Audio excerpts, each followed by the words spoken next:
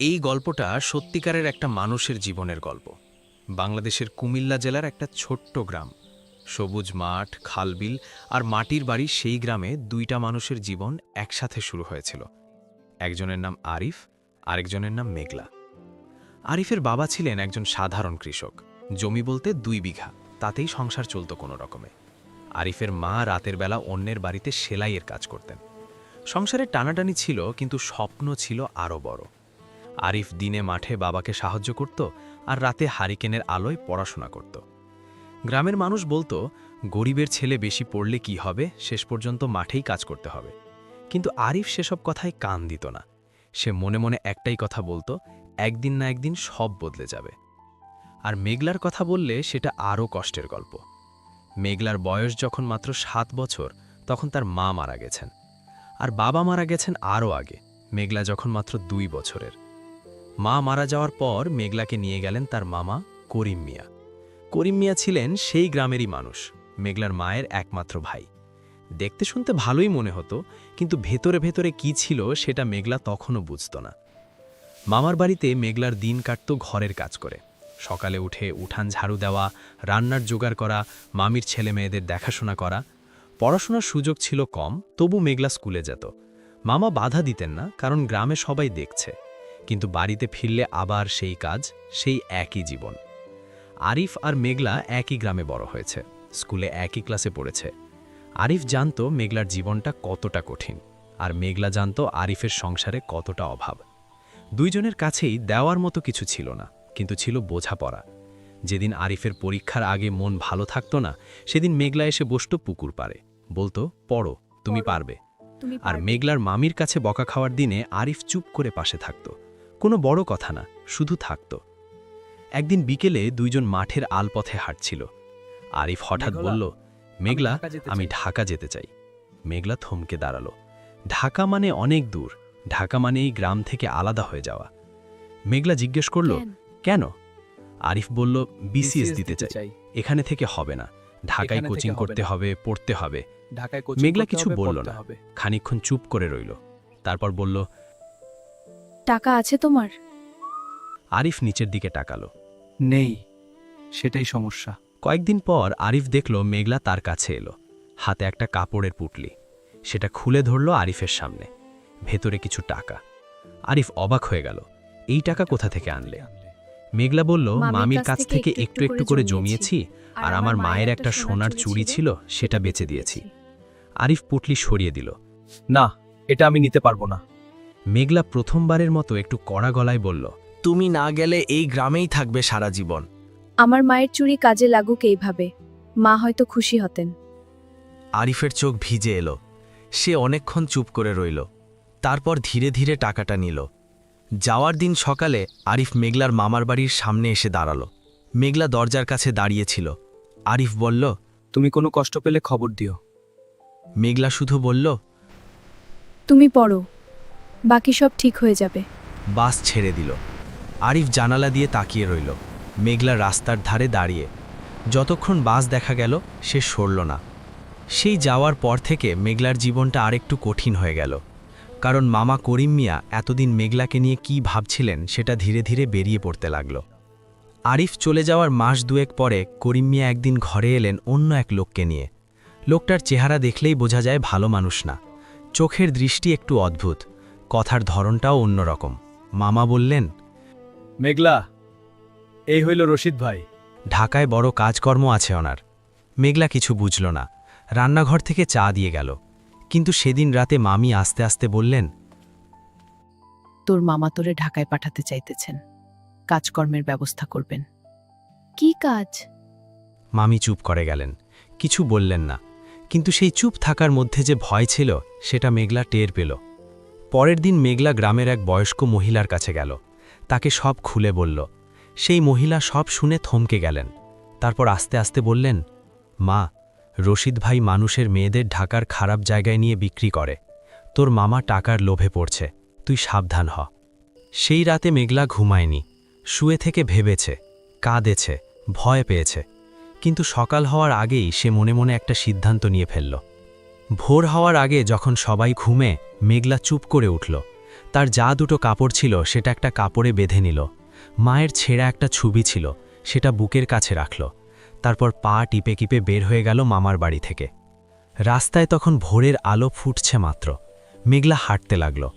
কোথায় যাবে জানে না, কিন্তু এই বাড়িতে থাকলে কি হবে সেটা জানে। সে আর পেছনে তাকালো না। সেদিন সকালে সে বাসে চড়ে চলে গেল নারায়ণগঞ্জ। সেখানে তার মায়ের এক পরিচিত মহিলার কথা একবার শুনেছিল। সেই সূত্র ধরে গেল। মহিলা আছেন কিনা জানে না, কিন্তু যাওয়া ছাড়া উপায় নেই। ভাগ্য সেদিন একটু সদয় ছিল। সেই মহিলা ছিলেন, নাম জরিনা বেগম, বয়স্ক, একা থাকেন। মেঘলাকে দেখে চিনতে পারলেন না প্রথমে, কিন্তু মেঘলা যখন মায়ের কথা বলল তখন তিনি চিনলেন। সব শুনে মাথায় হাত দিলেন। বললেন, এখানে থাক কদিন, কাজের ব্যবস্থা করে দিই। পাশেই একটা গার্মেন্টস ফ্যাক্টরি ছিল। জরিনা বেগমের পরিচয়ে মেঘলা সেখানে কাজ পেল। সেলাই মেশিন চালানো শিখেছিল ছোটবেলায়, মামির বাসায়। সেই কাজই কাজে লাগল। গার্মেন্টসে কাজ কঠিন ছিল। সকাল 7টায় ঢুকতে হয়, সন্ধ্যা পর্যন্ত কাজ। রোদে পোড়া না হলেও মেশিনের শব্দে কান ঝালাপালা হয়ে যেত। মজুরি কম, কিন্তু মেঘলা অভিযোগ করেনি, কারণ সে জানত এর চেয়ে ভয়ের জায়গায় তাকে পাঠানোর চেষ্টা হয়েছিল। রাতে কাজ থেকে ফিরে জরিনা বেগমের ঘরে শুতো। ঘুমানোর আগে মায়ের ছবিটা বের করে দেখত, আর মনে পড়ত আরিফের কথা। সে কি ভালো আছে? পড়াশোনা কেমন হচ্ছে? কিন্তু মেঘলার কাছে তার কোনো ঠিকানা নেই, চিঠি লেখার উপায় নেই। সে শুধু মনে মনে বলতো, যেখানেই থাকো ভালো থেকো। এদিকে ঢাকায় আরিফের জীবন সহজ ছিল না। ছোট্ট একটা মেসে থাকত 4 জন মিলে। দিনে কোচিংয়ে যেত, রাতে পড়ত। খাবার বলতে ভাত আর ডাল, কখনো কখনো সেটাও কম পড়ত। কিন্তু সে হাল ছাড়েনি। মেঘলার দেওয়া টাকা দিয়ে ভর্তি হয়েছিল। সেই টাকার কথা মনে পড়লে সে আরও মনোযোগ দিয়ে পড়ত। এই পরিশ্রম বৃথা যেতে দেওয়া যাবে না। মেঘলার মায়ের চুরির দাম পরিশোধ করতে হবে। কিছুদিন পর আরিফ গ্রামে চিঠি পাঠালো, মেঘলার মামার বাড়ির ঠিকানায়। কিন্তু কোনো জবাব এলো না। আরেকটা চিঠি পাঠালো, তাও না। তৃতীয়বার পাঠালো। এবার একজন পরিচিতের মাধ্যমে খোঁজ নিতে বলল। খবর এলো, মেঘলা আর মামার বাড়িতে নেই। কোথায় গেছে কেউ জানে না। আরিফের মন ভেঙে গেল। সে কি হয়েছে বুঝতে পারছে না। মেঘলা কোথায় গেল? কেন গেল? সে কি ঠিক আছে? মাথায় হাজারটা প্রশ্ন, কিন্তু উত্তর নেই। কিছুদিন সে পড়াশোনায় মন বসাতে পারল না। মেস থেকে বের হয়ে একা হাঁটত, ভাবত, কিন্তু করার কিছু ছিল না। টাকা নিয়ে যে খুঁজতে যাবে, সময় নেই, পরীক্ষার চাপ। একদিন রাতে সে একা বসেছিল। হঠাৎ মনে পড়ল, মেঘলা একবার বলেছিল, তুমি যদি না পড়ো তাহলে আমার ত্যাগ বৃথা হয়ে যাবে।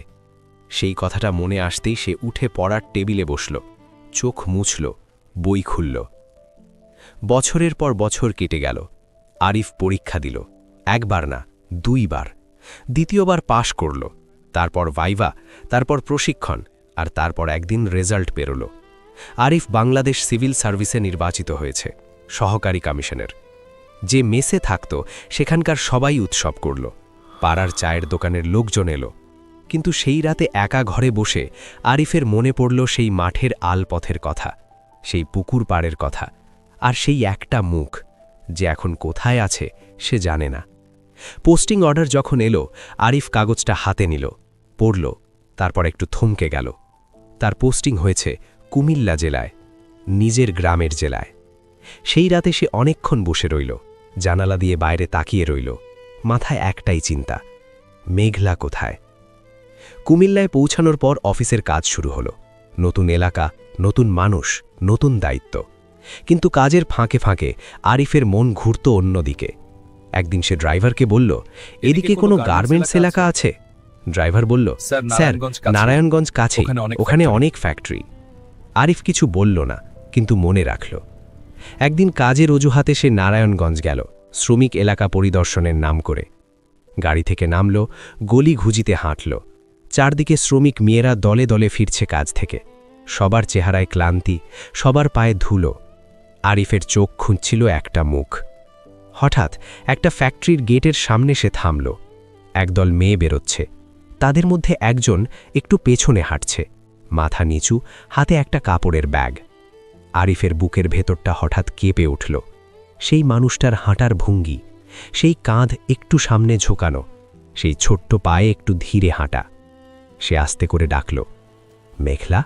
মেঘলা শব্দটা খুব ছোট ছিল, কিন্তু সেই মানুষটা থামল, ধীরে ধীরে ঘুরে তাকালো। প্রথমে চিনতে পারল না। সামনে পরিষ্কার পোশাকে একজন মানুষ, চেহারায় পরিবর্তন এসেছে, কিন্তু চোখ দুটো একই। তার ঠোঁট কাঁপল। আরিফ? দুইজন কিছুক্ষণ শুধু একে অপরের দিকে তাকিয়ে রইল। চারপাশের শোরগোল যেন থেমে গেল। ফ্যাক্টরির শব্দ, গাড়ির হর্ন, মানুষের কথাবার্তা, সবকিছু একটা মুহূর্তের জন্য দূরে সরে গেল।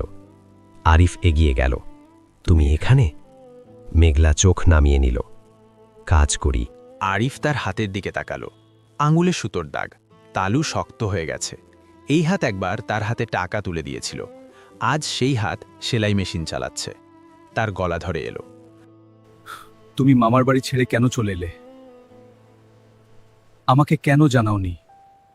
আমি চিঠি দিয়েছিলাম, খবর নেওয়ার চেষ্টা করেছিলাম। মেঘলা শান্ত গলায় বলল, তুমি পড়ছিলে, তোমার চিন্তা বাড়িয়ে কী লাভ? আরিফ কথা খুঁজে পেল না। একটা ফ্যাক্টরির শ্রমিক মেয়ে তার জন্য নিজের ঠিকানা লুকিয়ে রেখেছে যাতে সে বিরক্ত না হয়। সে বলল, চলো একটু বসি, কাজ আছে। আরিফ বলল, একটু সময় আছে। তারা কাছের একটা গাছের ছায়ায় গিয়ে বসল। মেঘলার হাত তখনও মাটির কাছাকাছি। আরিফ কিছুক্ষণ চুপ করে রইল, তারপর বলল, মামার বাড়িতে কি হয়েছিল? মেঘলা অনেকক্ষণ চুপ থাকল, তারপর ধীরে ধীরে বলল, সব বলল। রশিদের কথা, মামার পরিকল্পনার কথা, সেই ভোরে পালিয়ে আসার কথা। আরিফ সব শুনল, কথা বলল না, কিন্তু তার হাত দুটো মুঠো হয়ে গেল, তার চোখ লাল হয়ে এলো। মেঘলা বলল, তুমি কষ্ট পেও না, তুমি কষ্ট আমি পেও না। ভালো আছি, কাজ কাজ করছি। করছি। আরিফ বলল, তুমি তুমি ভালো আছো বলছো, কিন্তু যেখানে থাকার কথা সেখানে নেই কেন? মেঘলা মাথা নামিয়ে রইল। আরিফ আবার বলল, আমি তোমাকে নিয়ে যেতে চাই। মেঘলা তাকালো, কোথায়? আরিফ বলল, কোথায়? এখান থেকে, সব ঠিক করব। মেঘলার চোখে প্রশ্ন জমল। এতদিন পরে মনে পড়ল। এতদিন পরে মনে পড়ল। আরিফের কাছে সেই প্রশ্নের জবাব ছিল না। সে জানে সে অনেক দেরি করেছে। পড়াশোনা, ক্যারিয়ার, সংগ্রাম, এর মধ্যে সে একটা মানুষকে হারিয়ে ফেলেছিল যে তার জন্য সব দিয়েছিল। সে ধীরে বলল, ভুল হয়ে গেছে, অনেক বড় ভুল। পড়াশোনার মধ্যে ডুবেছিলাম, ভেবেছিলাম সব ঠিক হলে একসাথে ঠিক করব, কিন্তু সময় চলে গেছে। মেঘলার চোখ ভিজে এলো, সে তাড়াতাড়ি চোখ সরিয়ে নিল। এতদিনে অনেক কষ্ট করলে। সময়ই তো সবচেয়ে বড় জিনিস, যেটা একবার চলে যায় আর আসে না। আরিফের চোখেও জল এলো। সে প্রথমবারের মতো বুঝল তার সাফল্যের দাম কেউ একা দিয়েছে। মেঘলা কিছুক্ষণ পরে বলল, আমি তোমাকে কখনো দোষ দিইনি। তুমি যাও বলেছিলে, গেছো, কিন্তু মনে মনে ভেবেছিলাম ফিরবে। আরিফ বলল, ফিরে এসেছি, আর এবার কোথাও যাব না। সেই মুহূর্তে ফ্যাক্টরির একজন সুপারভাইজার এসে গেল। মেঘলাকে দেখে চেঁচিয়ে উঠল, এই, কাজ ছেড়ে বসে আছো কেন? ওঠো। আরিফ ঘুরে তাকালো। সুপারভাইজার দেখল পাশে একজন অন্যরকম মানুষ, পোশাক দেখে বুঝল সরকারি কেউ। আরিফ শান্ত কিন্তু দৃঢ় গলায় বলল, ওনার সাথে এভাবে কথা বলবেন না। সুপারভাইজার একটু থমকে গেল। আপনি কে? আপনি কে?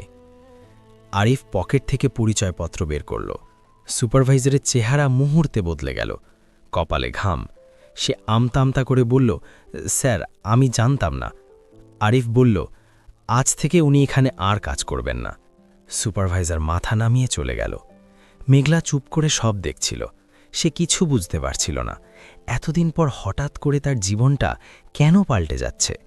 আরিফ বলল, চলো। মেঘলা দাঁড়ালো, তার পায়ে সেই একই ধীরে চলার ভঙ্গি। আরিফ এগিয়ে গেল গাড়ির দিকে। মেঘলা থামল দরজার কাছে। সরকারি গাড়ি, এতে বসার কথা হয়তো কোনোদিন ভাবেনি। আরিফ বলল, ভয় নেই, বসো। গাড়ি চলতে লাগল। জানালা দিয়ে বাইরে তাকিয়ে মেঘলা দেখল সেই রাস্তা যেখানে সে রোজ হেঁটে যেত সেলাই কারখানায়। আজ সেই রাস্তাটাই অন্যরকম লাগছে। গাড়ি গ্রামের দিকে ঘুরল। মেঘলার বুকটা ধড়াস করে উঠল। যখন চরপাড়ার সীমানায় এলো, মেঘলা চুপ করে বসে রইল। গাড়ি থামল সেই পুকুর পাড়ের কাছে, যেখানে একদিন তারা বসত। পুকুরটা আছে এখনো, পাশের বাঁশঝাড়টাও আছে। দুইজন নামল, কিছুক্ষণ দাঁড়িয়ে রইল। আরিফ বলল, এখান থেকে তুমি আমাকে বিদায় দিয়েছিলে। মেঘলা বলল, হ্যাঁ। আরিফ বলল, আর এখানেই তোমাকে ফিরিয়ে আনলাম। মেঘলার চোখে জল এলো। এতদিনের চাপা কষ্ট, একা রাত কাটানো, ভয় পালিয়ে বেড়ানো, মেশিনের আওয়াজের মধ্যে দিন কাটানো, সব একসাথে বের হয়ে আসতে চাইল। সে সামলে নিল, বলল, তুই কি সত্যি আর যাবি না? আরিফ বলল, না, না, পোস্টিং এই জেলায়। আর আমি চাই না তুমি আর একা থাকো।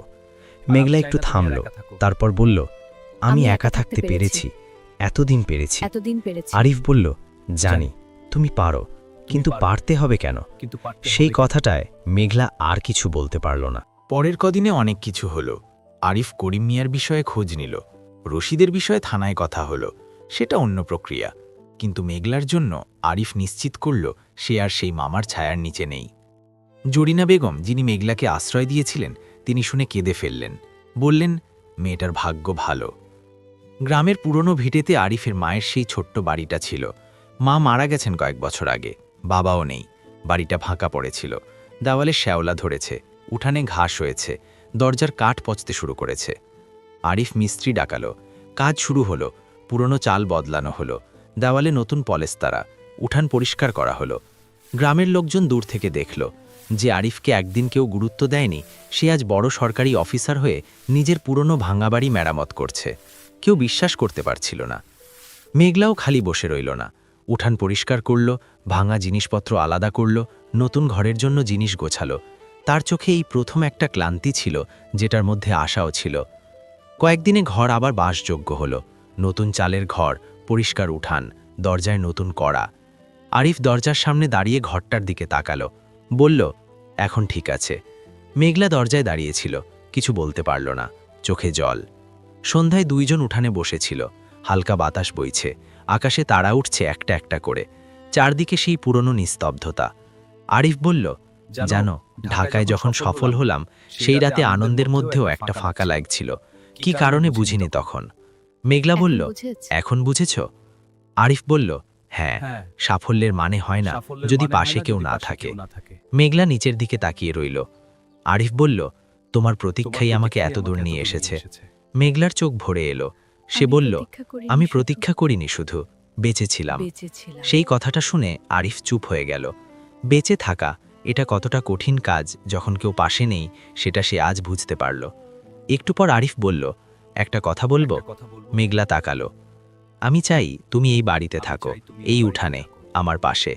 মেঘলার চোখে এবার আর জল আটকে রইল না। আরিফ বলল, আর কোথাও যেতে দেব না। মেঘলা নিচু গলায় বলল, তুই যদি পাশে থাকিস, কোথাও যাওয়ার কারণ নেই।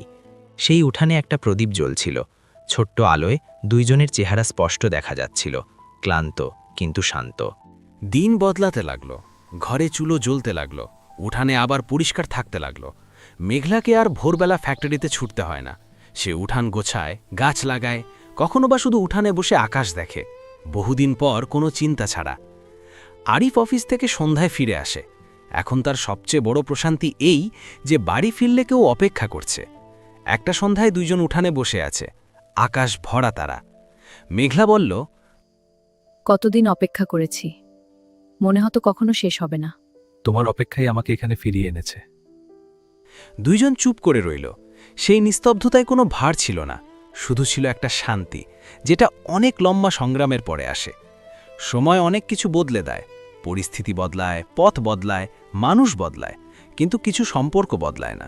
সময়ের নিচে চাপা পড়ে থাকে, আর একদিন ঠিকই ভেসে ওঠে। জীবনের সবচেয়ে বড় জয় হয় তখন, যখন মানুষ সব হারিয়েও নিজের মানুষকে ফিরে পায়। সত্যিকারের ইন্টেজার কখনো বৃথা যায় না।